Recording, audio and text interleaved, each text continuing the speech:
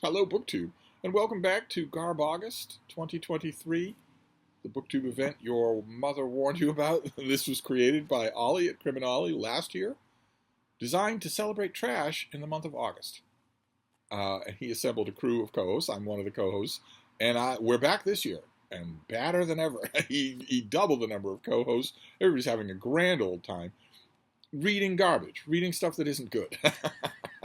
Now, I've mentioned before on this channel many times that there is garbage and there is garbage. There is some garbage that is so obviously fun that you go right along for the fun of it. Sometimes the author is in on the fun and is intentionally writing garbage. Sometimes they're not, but it's so clearly trash that you don't have any guilty conscience in laughing at it. Sometimes the author is serious but still writing garbage. I've been wandering all over. I did not have a set TBR for Garbaugust, so I've just been picking a trash book, whether it's a print and paper book or an ebook, for my night's reading. And I picked a doozy last night. This is something I found. I think when I found this, I was kind of halfway thinking of Garbaugust, but boy, oh boy, did I have no idea how well that would be. I found this last night. I read Elisabeth Haich's book, Initiation.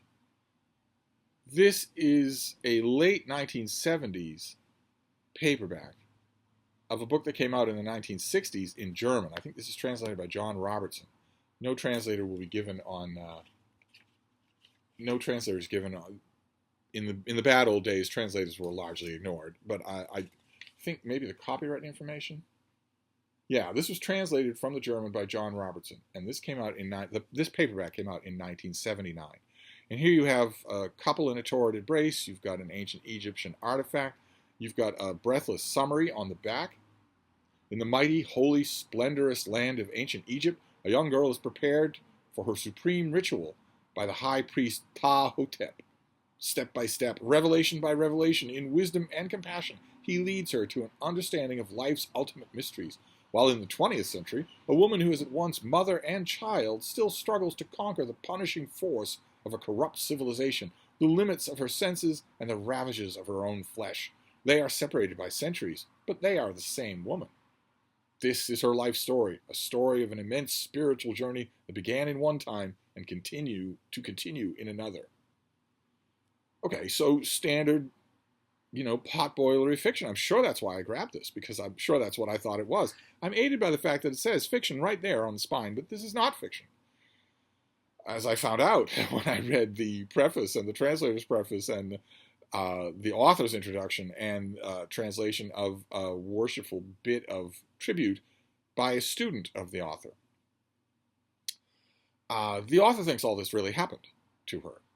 This when it came out in German, it was not a novel. It was not billed as a novel. This is a genuine spiritual journey on the part of the author, and that. Once I knew that, I was horrified to learn this. I learned this in the first few pages of the book, with a long way to go. This paperback is 540 pages long.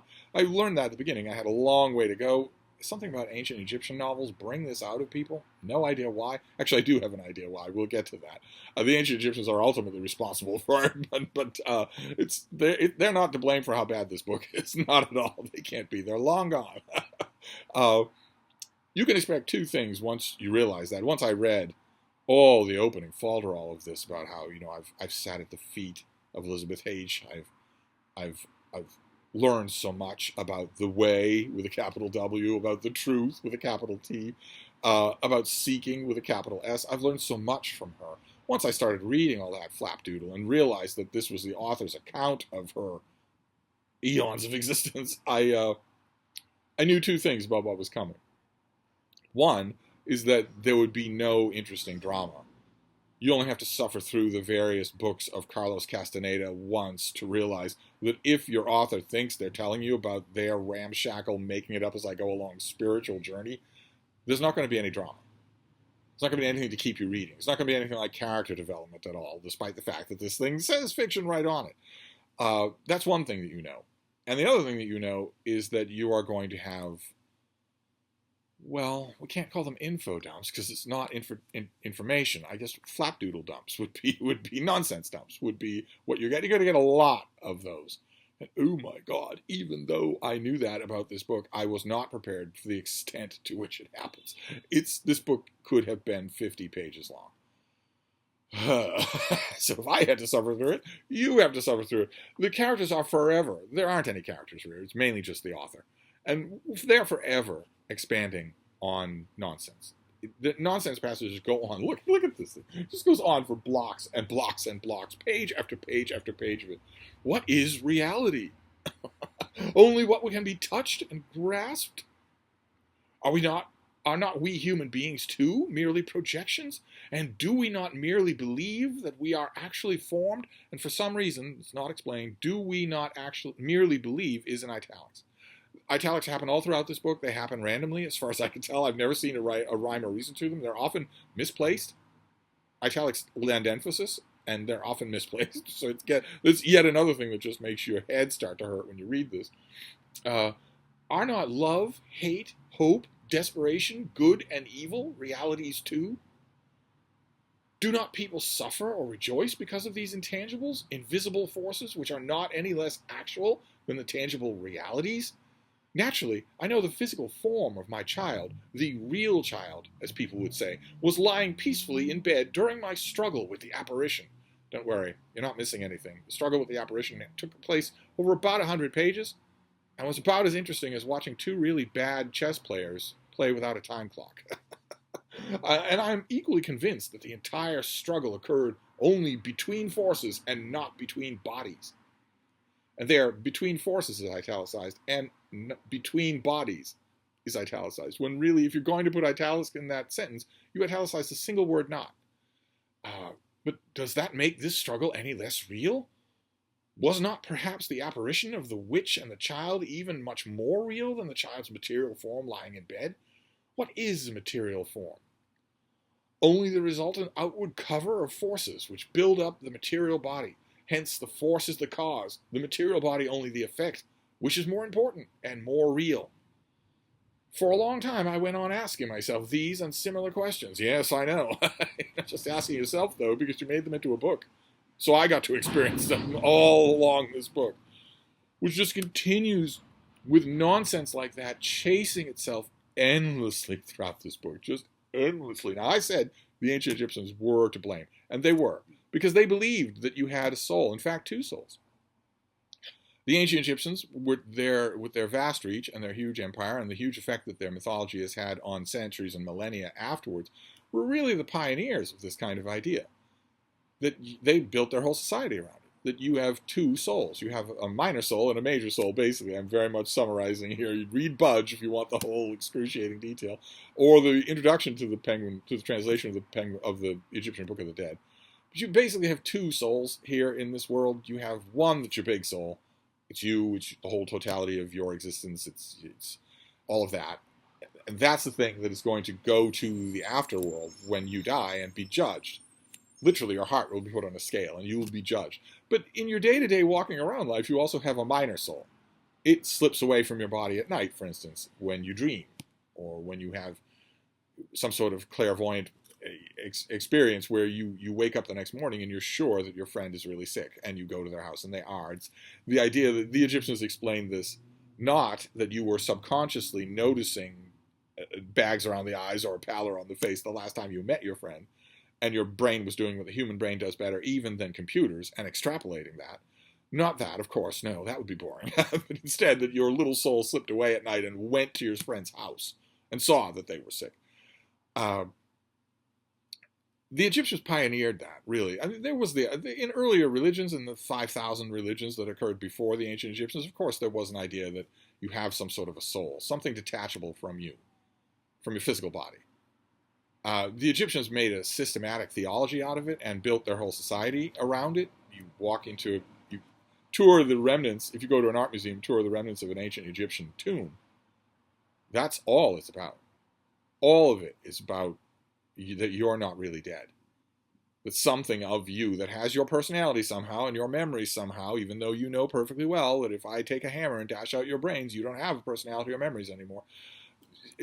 Somehow, this thing has all of those things, and so it's going to need chairs and your mummified cat, some silverware. Anyway, the Egyptians are to blame for that, and I think they are to blame for that. It's certainly in the popular imagination. Certainly, it's the birth of Christianity and Judaism.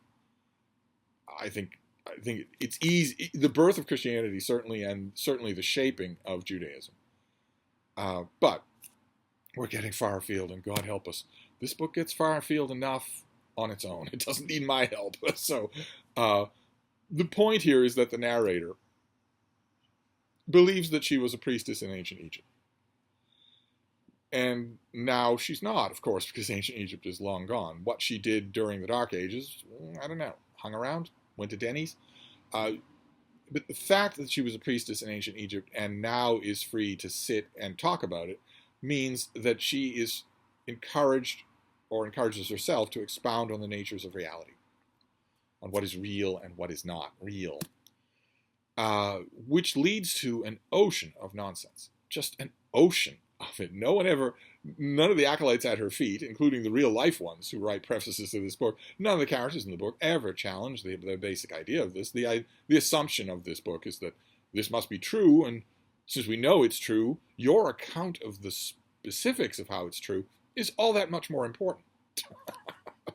And it leads, amazingly, I was reading along, and the further I got in the book, I was thinking, some of this is starting to sound more and more familiar. Not to previous books, Seth Speaks or whatever that I've read of this nonsense, but to the benighted present age, to the science-denying 21st century. Some of this is starting to sound really familiar. I wonder if this book is going to wind its way to one of the fundamental delusions of the 21st century. And sure enough, it does. Now, let me see if you can recognize that delusion. Let me see if you can recognize that nonsense. Let's see here. Let's find a passage you've on forever. I will try to pick a short passage of it. Okay, all right. The priestess and another character are talking.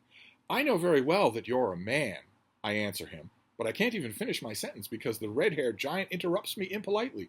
It seems to me, Queen, that you not only don't know that I'm a man, but that you don't know even what a man is.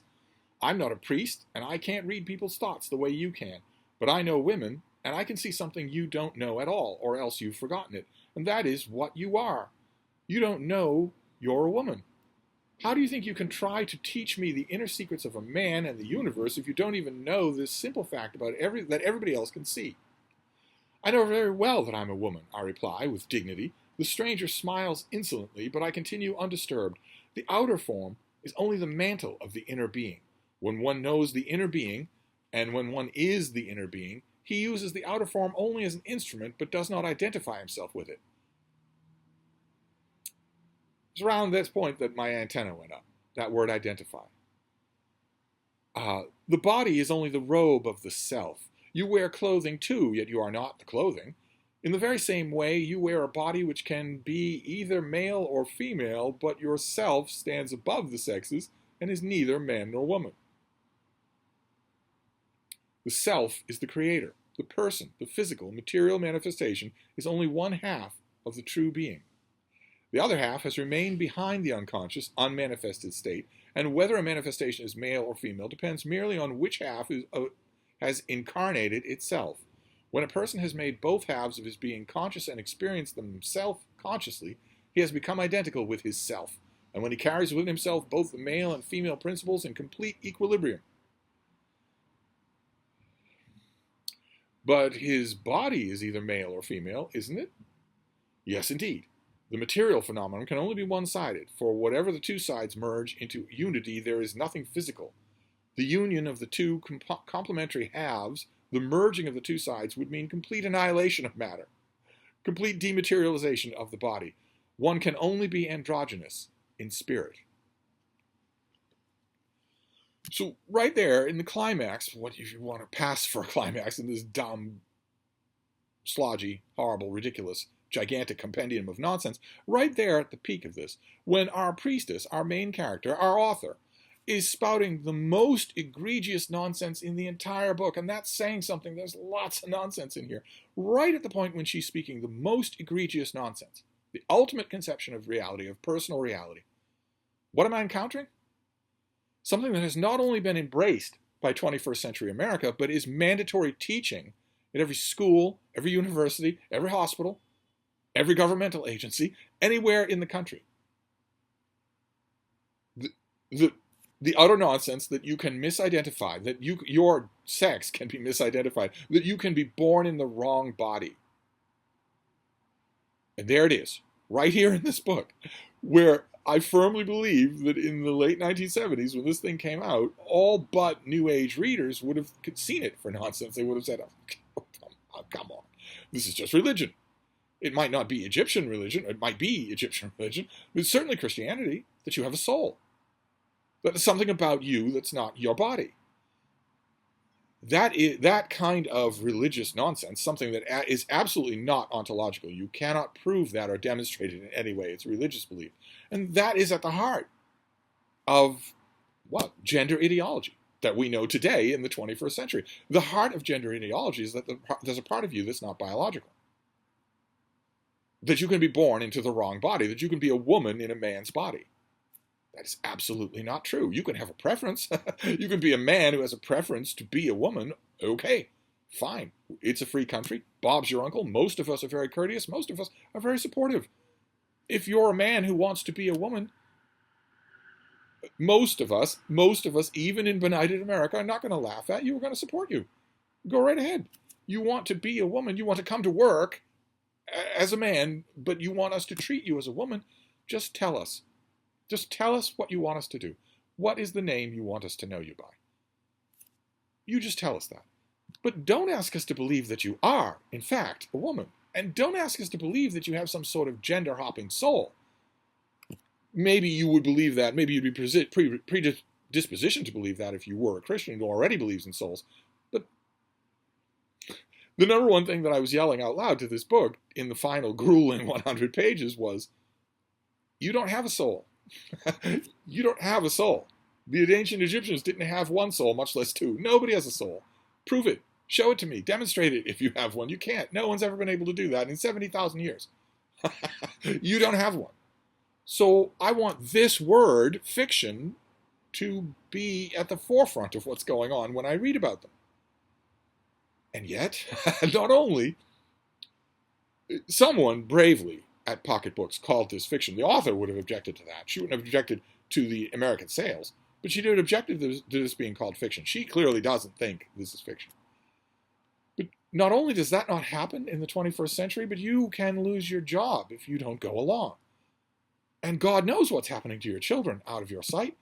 God knows what kind of questions you're being asked at a hospital. I am 100% sure that if I went to a hospital for whatever, even if it was something serious, where you're hoping you're surrounded by competent professionals, I'm 100% sure that at least 4 or 5 of those professionals, especially under the age of 35, would ask me whether or not I was a man.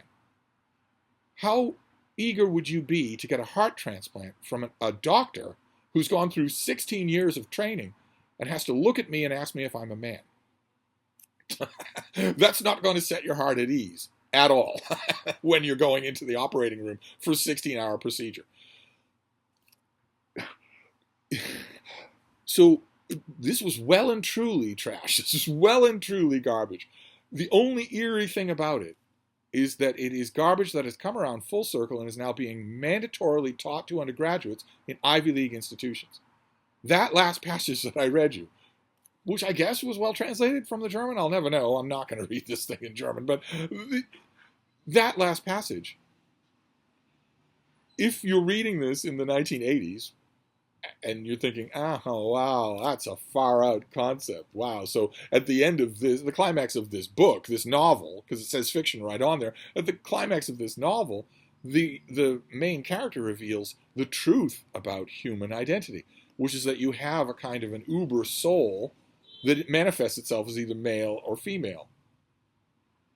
It can't physically manifest itself as both, which actually did make me smile, because routinely now when I go out, when I walk down the street, I see men and women and also blobbish pod people. Young people, usually women, who have decided very intentionally to dress as this kind of I don't know, Star Trek alien that is not identifiable as either male or female. In other words, I'm looking in the mirror and I'm not going by what I like, by my own preferences. What I'm attacking here is anything that might give you a hint. Yourself. I don't know who you are, but I care about your reactions more than I care about my own comfort. So I'm going to make myself a pod person. And according to this author, pod people detonate. Like Star Trek, when matter and antimatter come together. The physical can only manifest in one way. Either male or female, not both. And if it manifests as both, you blow up. I was smiling when I read that because I was thinking of how, when I go out and about, how many people I would watch just blow up on the sidewalk, especially since I live in a university town, and it's absolutely rampantly universal. An undergraduate student in Boston schools, the few remaining who are not there to earn a living, who are not there to make the most of their $50,000 education. Most students in Boston, I think, are probably immigrants or transfer students. They're from China or Indonesia.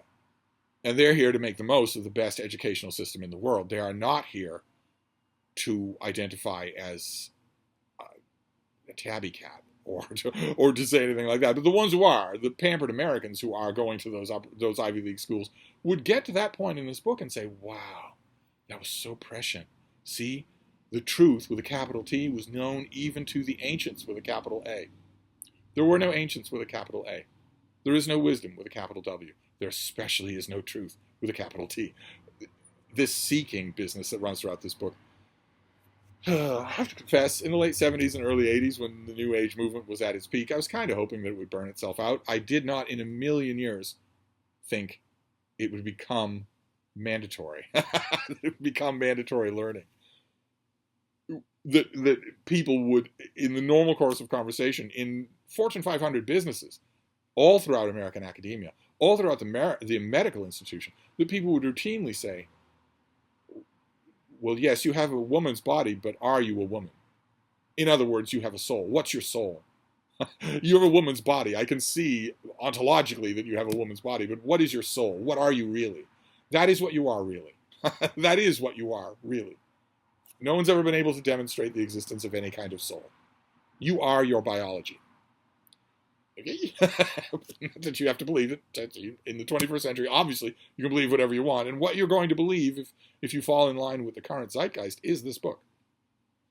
Eventually, when it gets around to it, there's quite a bit of Teutonic twaddle between the now and then. But eventually you get down to the fact, I mean, what does that passage say? Ultimately, that passage says the same thing as 21st century gender ideology says, which is at the very bedrock basic of things, what you want determines reality. Let's just say, so that we don't get too contentious for Garbaugust, that I disagree with that. But this, oh my God, I have to say, in the spirit of Garbaugust, even if this thing had not been continually propounding nonsense, reality is ontological. It is measurable. It doesn't have to be something you can that you can put on a pan. The intangible is also measurable. Okay, this silly, tired argument about how there must be a spiritual realm because you can't measure love is nonsense. It's something that a child would abandon. You'd think that the people who propose it even now would see that and just walk right through it. I know the alternative is not attractive. The alternative is that you die. That's not attractive. That's the least attractive alternative of them all. But nevertheless, that is what it is. It's not anything else. That is the alternative. You could say... Anyway. The point I was trying to make about Garbaugust, to wrest this thing back to our nominal event, was that even if this didn't have that kind of 21st century, identitarian politics, this is rife... Ooh.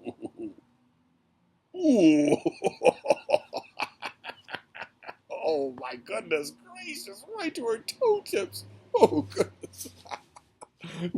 There was a great deal of Frida yoga while David Murphy was visiting that just is not. She's still in that pose. She's just staying there.